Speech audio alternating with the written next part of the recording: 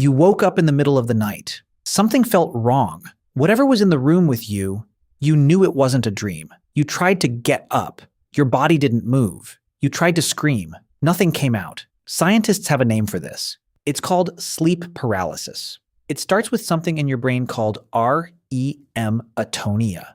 Think of it as a switch. Normally, it flips twice, once to shut your body down for sleep, and once to switch it back on when you wake up. That shutdown exists for a reason. When you dream, your brain sends the same signals it would if you were really running, fighting, or falling. If nothing stopped those signals, you'd act out your dreams. So your brain temporarily disconnects your muscles. Your mind keeps dreaming. Your body stays still. Most nights, everything happens in the right order. You fall asleep, and your body switches off. You wake up, and your body switches back on. But sometimes the timing is off. Your mind wakes up first.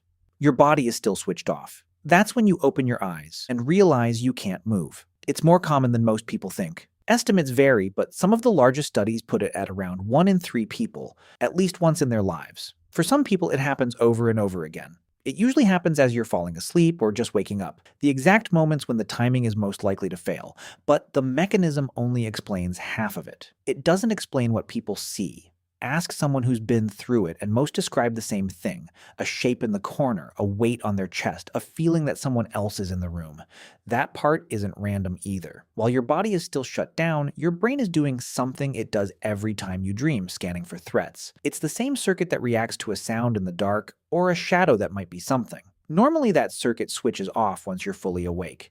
During sleep paralysis, it's still running. So your brain is awake enough to search the room, but not awake enough to know there's nothing to find. It doesn't leave the search empty. It answers with something, even when there's nothing there. It builds a threat out of nothing. That's why people across completely different cultures who've never heard of each other's traditions describe almost the same experience. A demon sitting on the chest, a witch, a shadow figure at the foot of the bed. Different names, same misfiring circuit. It doesn't happen to everyone equally. People who don't sleep enough are more likely to experience it. So are people whose sleep schedule keeps changing, shift workers, students pulling all-nighters, anyone whose body never settles into a rhythm. The less predictable your sleep, the more likely that second flip mistimes itself. There's also a link to anxiety. People under chronic stress report it more often, and the episodes themselves tend to feel more frightening, which makes sense. A brain that's already primed to expect danger doesn't need much to build one out of nothing. Sleeping on your back raises the odds, too. Nobody fully knows why, but one theory is simple. On your back, breathing takes slightly more effort, and that small strain is enough to nudge your brain toward waking early before the body's caught up. There's also a genetic piece to this. Studies on twins have found that if one identical twin experiences sleep paralysis, the other is far more likely to as well, more than you'd expect by chance alone. That doesn't mean it's fully inherited, but it suggests some people's brains are simply wired closer to that misfire before anything else comes into play. There's one more piece worth knowing, if it ever happens to you.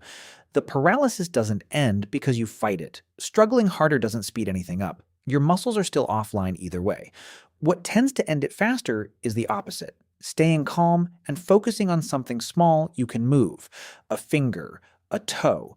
The moment one small muscle responds, the rest tends to follow within seconds. It's not a cure, it's just your body finishing what it already started. None of it means anything was ever in the room with you. There was no shape in the corner, no weight that wasn't yours, nothing sitting on your chest but your own brain running a threat check with no threat to find. Your body was never going to stay that way.